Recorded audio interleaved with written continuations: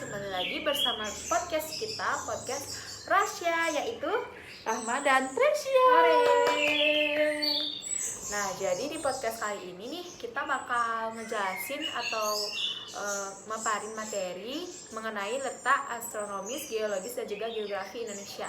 Bentar. Kata pepatah, tak kenal maka tak sayang. Mending kita kenalan dulu ya. Ya, kita kenalan dulu ya. Halo guys, kenalin, nama aku Nika Rahma Darmayanti, absen 38. Halo guys, perkenalkan nama aku Nikoma Tresya Jina Marani, absen 40. Oke guys, jadi kali ini kita bakal ada dua part.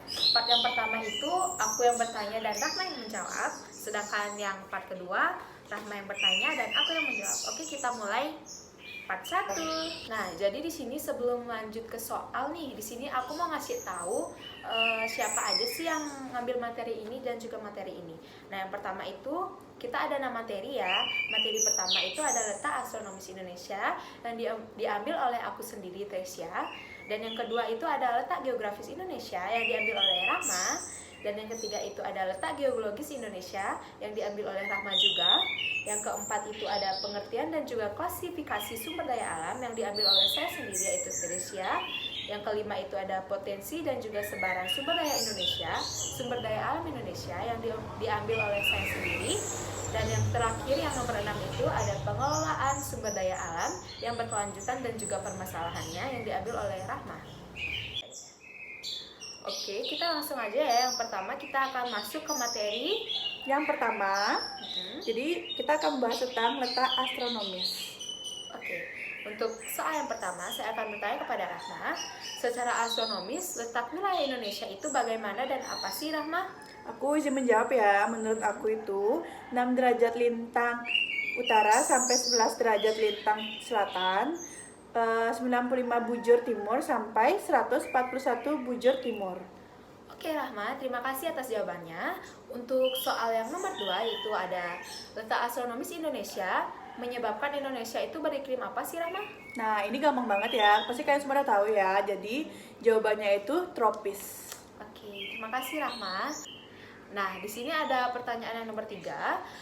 Menurut Rahma nih, atau yang dari Rahma cari-cari di Google atau apapun itu, sebelah utara negara Indonesia itu berbatasan dengan apa sih, Rahma? Jadi sini aku izin jawab juga ya. Jadi situ tuh ada Malaysia, Singapura, Thailand, sama Filipina.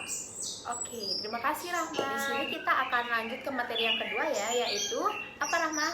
Jadi di sini kita akan membahas sumber daya alam. Jadi materi yang kedua itu ada pengertian dan juga klasifikasi sumber daya alam. Untuk pertanyaan pertama yang akan aku tanyakan ke Rahma nih, menurut Rahma nih berikut ini yang bukan merupakan sumber daya alam ditinjau dari pemanfaatannya adalah. Jadi di sini aku izin jawab ya. Pasti kalian semua udah tahu ya kalau misalnya soal-soal kayak gini. Jadi jawabannya itu batu bara ya. Oke Rahma, terima kasih atas jawabannya. Nah, untuk pertanyaan yang kedua nih, berikut ini yang termasuk sumber daya alam anorganik adalah. Jadi di sini aku izin jawab ya. Sumber daya alam organik merupakan salah satu kekayaan alam. Contohnya pertanian, perkebunan, itu. Oke guys, akhirnya di sini kita mencapai ke materi yang ketiga, materi terakhir dari aku untuk Rahma, pertanyaan untuk Rahma, yaitu materinya potensi dan sebaran sumber daya alam Indonesia. Di sini ada 3 pertanyaan juga. Untuk pertanyaan yang pertama nih, yang termasuk sumber daya alam organik menurut Rahma itu apa sih? Di sini aku nyuruh Rahma nyebutin satu aja deh. Oke, aku izin menjawab ya karena Tresya cuma satu. Jadi itu jawabannya gampang banget. Itu adalah minyak bumi. Wow, jawabannya sangat bagus Rahma, terima kasih. Untuk pertanyaan yang kedua nih, apa yang dapat kita lakukan untuk menangani permasalahan dalam pengelolaan sumber daya alam? Menurut Rahma itu apa aja sih? 3 aja deh. Di sini ada 3 kan. Ada menghemat penggunaan sumber daya alam. Yang kedua ada melestarikan sumber daya alam. Yang ketiga adalah menggunakan energi alternatif. Oke Rahma, terima kasih atas jawabannya. Dan untuk pertanyaan yang terakhir nih guys, pertanyaan yang ketiga, kenapa sih bisa terjadinya alih fungsi lahan? Menurut opini Rahma sendiri deh, gimana sih?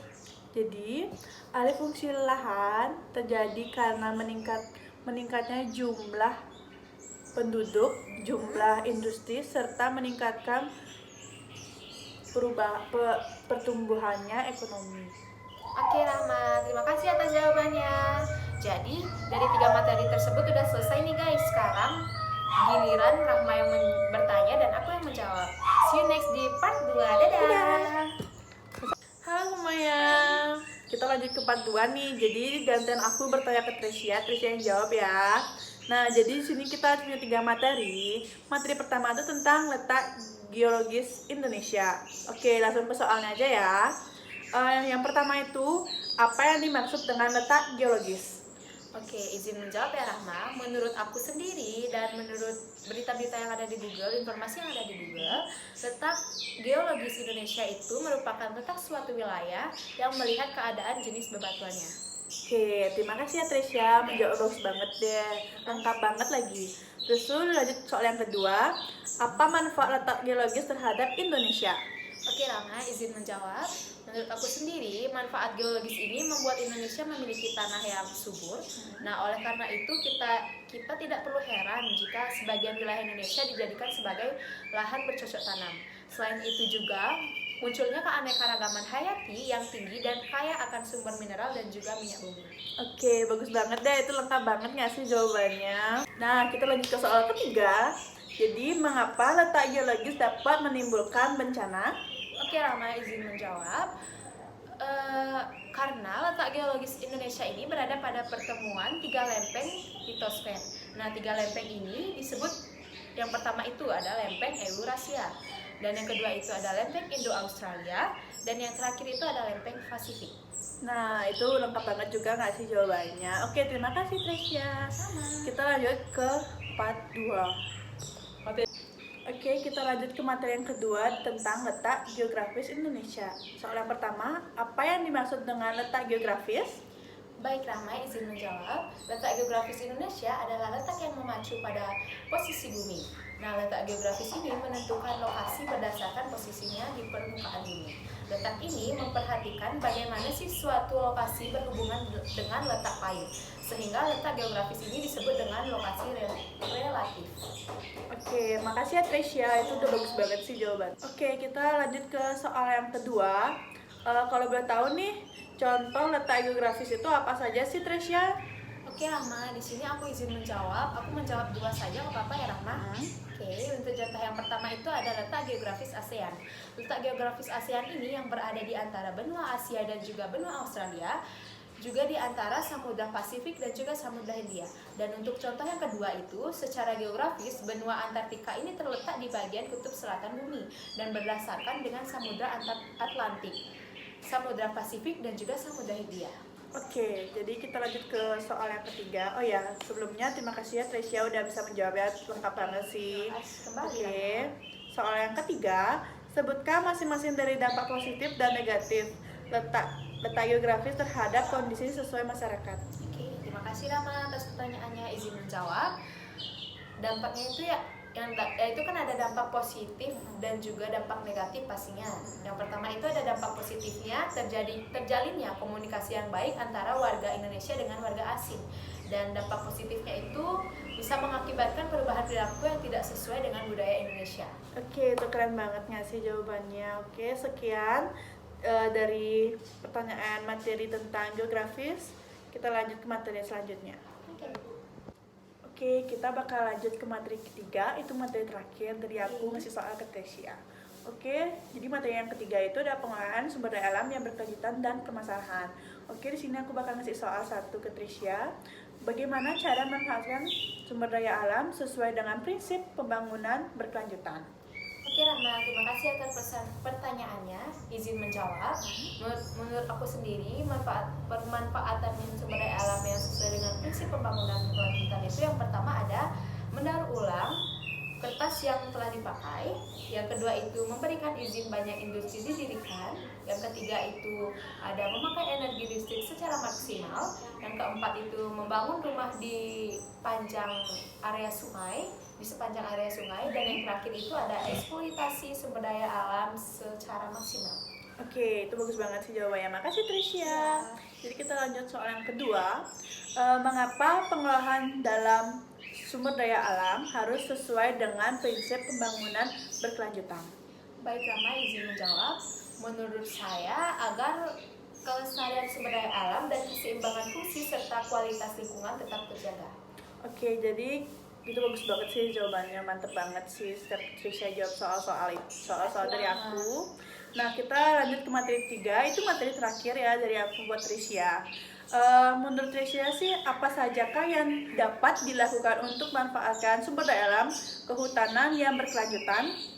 Oke Rama, izin menjawab. Menurut aku sendiri nih, upaya yang pertama itu ada reboisasi atau penanaman hutan kembali ataupun tanaman lainnya. Yang kedua itu menerapkan sistem tebang pilih, dan yang terakhir itu melarang pembabatan hutan. Oke, terima kasih Trisha. Oke, jadi itu udah semua ya, udah lengkap banget. Aku udah ngasih soal 3 juga, materi 3. Sama-sama 3. Oke, jadi kita bakal menutupin semua podcast ini. Oke guys, kembali lagi sama kita Ajay di Bokecis Class. Jadi di sini kita udah selesai ya masing-masing materi. Ya, udah selesai tanya jawab juga dari masing-masing pihak. Di sini kami akan menutup podcast hari ini. Terima kasih udah menonton. Maaf bila